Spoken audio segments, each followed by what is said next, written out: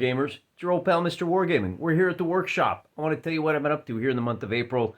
Give you some idea what to expect from the channel moving forward, at least in the short term. It looks like we're going to be doing a few less actual plays of games and a little bit more theory and kind of this low effort, hey, look, here's some promises for stuff that's coming up.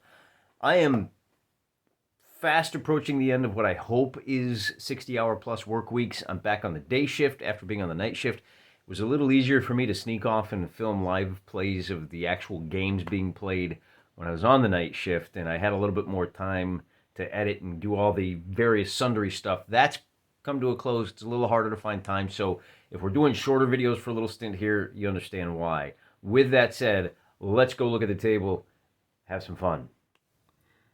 We will start with a collection of miscellaneous painted 15mm figures. These all come to us by way of Ralpartha Europe. The fantasy figures over here on the right are all from the Demon World line of figures, and then a couple of, I think this is Brigade Models, also offers these female androids.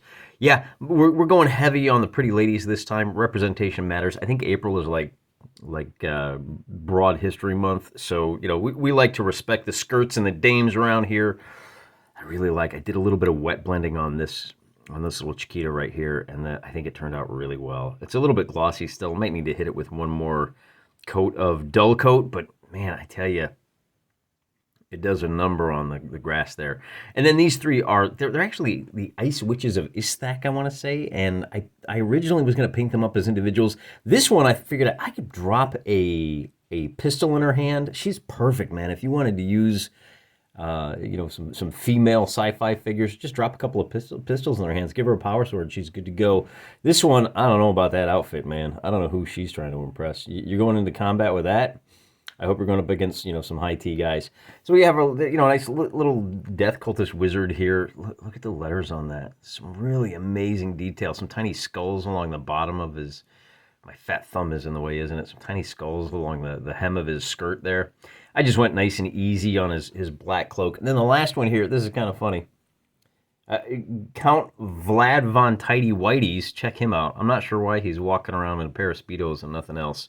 He does have the little vampire fangs and the vampire bat thing. So maybe he's thinking, well, if I have to change into a bat, I don't want to have to wriggle my way out of a whole big three-piece, suit with vest and double breasts and all that. If I'm just wearing my underpants, then it's a lot easier to escape. That may be what he's thinking. As I was saying, I had originally intended to use this guy for skirmish wargaming, maybe a bad guy in RPGs. I think we could probably use a vampire in, some one-offs. But also, he's going to come in handy for something that might shock a few of you. You can't make a vampire count army without a vampire count. You guys should recognize this little stat block here. I don't know if you're aware of this or not, but Ravening Hordes is 15 get-you-by army lists for what? What? Yeah, I picked this up for $10 at Half Price Books, actually online. It's got it through Abe Books, whatever it is. We're going to start dipping our toes into this venerable edition, one of the most well-regarded of Warhammer Fantasy Battles.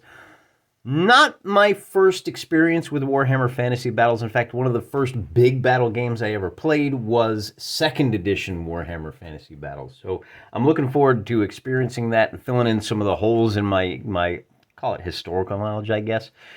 We do have a few other things on the table. Let me put these out here real quick.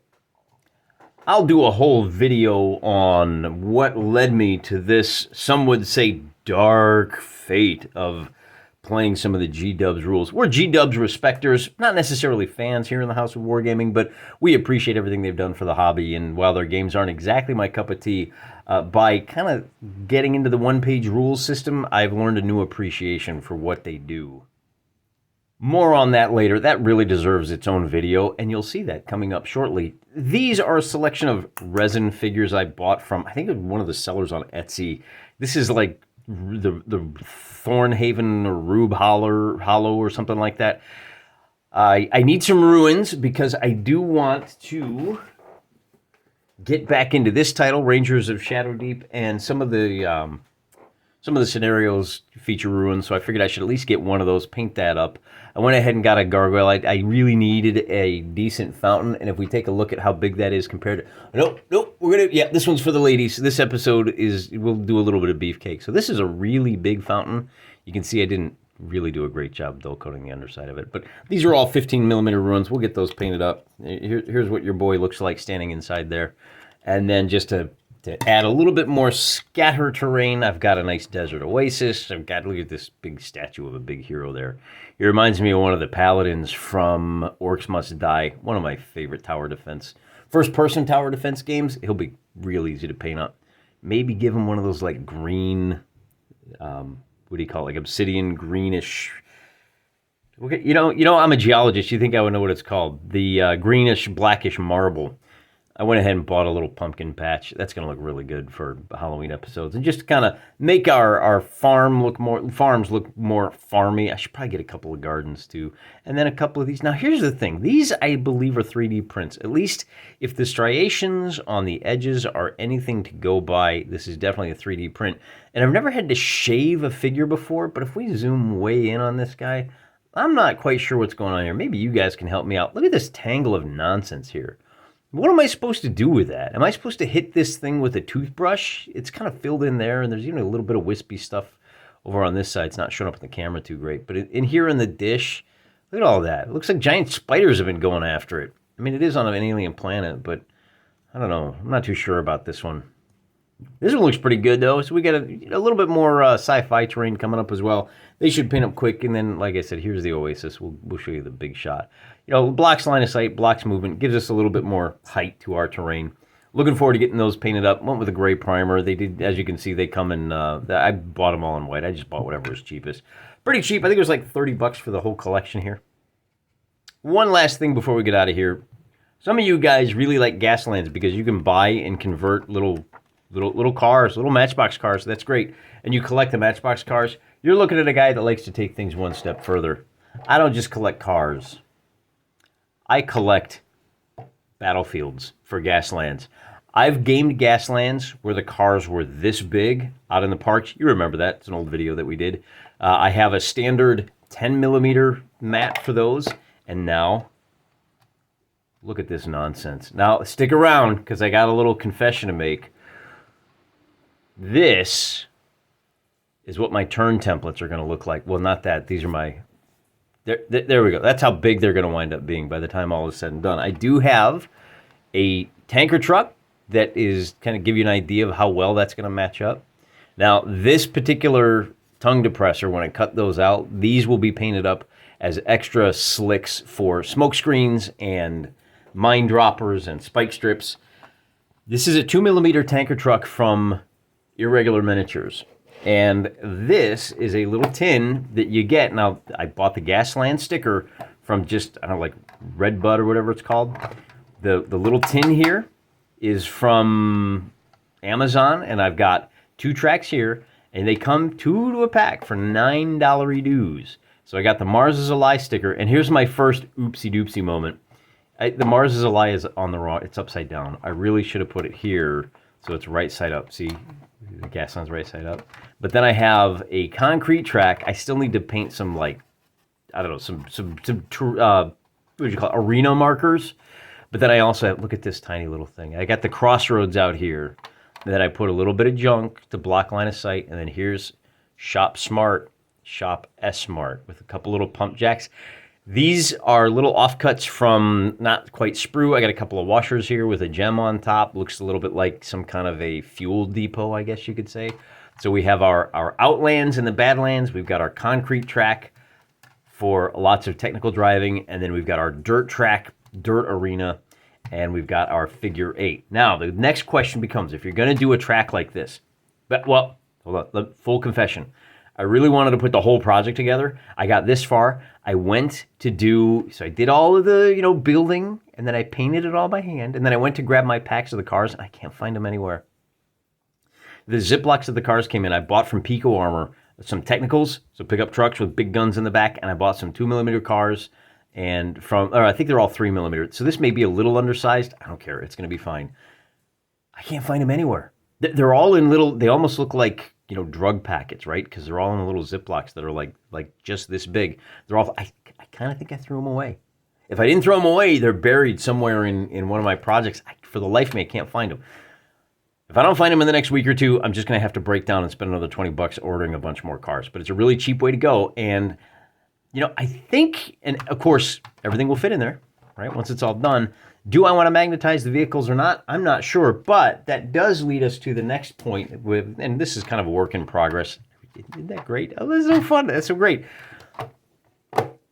I bought from Irregular Miniatures. These are tank traps. And as you can see, this magnet is actually, I have one on my car. It's for the Latin Mass, reminding people that they should go to, if you're Catholic, go to the Latin Mass. It's really good. So I got a bunker from Irregular Miniatures. And then these are the Ravelins from their 2mm siege line. Now they are triangular. So what I can do is I can paint 1, 2, 3, and then a green for the starting line and a checkerboard for the finish line. And as you can see, once I get them painted up, I'll cut them off the magnet, and then when I drop them down, they'll stick. And the Dragon's Teeth will be some additional terrain for our go and no-go. And I've already tested it out. This magnet will hold its place in the lid. So I may go ahead and base my vehicles on more of this magnetic paper so that you can close it up, take it on the bus, play it on the plane. We'll have to get some tiny dice, but with our tiny little turn templates, we may need to get some tweezers in order to do that. And who knows, we may wind up doing an entire video, kabow, like this, without moving the camera. It's a little silly, I know, but man, how much fun is that, huh? Isn't that great? Isn't this a great game? Isn't this a great hobby? If you've got room to build one of these, you've got room to be a miniature wargamer. All it takes is a little bit of creativity. And, a lot of this stuff is not really fresh ideas from me. It's stuff that I picked up from other people. And now I am passing it along to you. So keep an eye out for that somewhere in the future. Like I said, and this is, I think, from the World War II line. It's just a regular bunker. So that provides you with, cameras. That's where your camera stand is going to be. We'll paint that up in concrete. It's a little bit of terrain. Some of it's permanent. Some of it we can move around to make things more interesting. And I kind of went back and forth. Do I need 2 of these or 1 of these for each of our checkpoints? And I think for something like this, we can just point it in this direction and you get the idea. We'll use the triangle to draw a line across to show you where that first checkpoint is when the guns go live. It's all painted freehand, a lot of dry brushing. That's all it takes. The concrete here is actually just regular construction paper painted a dark gray. It's got a nice little texture in its own right. And then all of my earth is tile grout that I spread thinned PVA glue and then sprinkled tile grout, let it sit overnight, and then blew off the excess. And honestly, and that worked reasonably well with the extra coat of paint on top and then a little bit of protectorant. Seals it up nice, and it should last for years to come. If the camera was light, I think in some places like down here you can see the metal peeping through, and in some areas it's not entirely even, so it's a little flatter than others. But that just, I think it's fine. I think it gives it a little bit more interest. I painted the flatter areas a lighter gray, so they're lighter brown, like a khaki color, so it looks like it's on purpose. And that's one of the little secrets to this hobby, right? As our hero says, there are no mistakes. There are only happy accidents. And if you make one of those happy mistakes / accidents, just find a way to justify it. Just dab a little glue on top of it and say, I meant to do that. Anything else? Man, I don't think I do. So that's kind of what's coming up. Thanks for your patience as we do a few shorter videos. A little bit more theory talk and stuff we can just throw down on the table and jaw at you for 20 minutes. But we're gonna come out of this eventually, guys. We're going to get back on track, and we're going to play a whole lot more games, because that's what it's all about. Making this stuff is fun, but we're doing this with a purpose. So there you have it. That's the fun we've been having in quiet, odd moments that we can steal away from the other responsibilities, and what to expect from the channel moving forward. Thanks for your patience. Hope you stick around. We're having more fun than anyone should be allowed to have in this hobby. Till next time, I'm praying for you.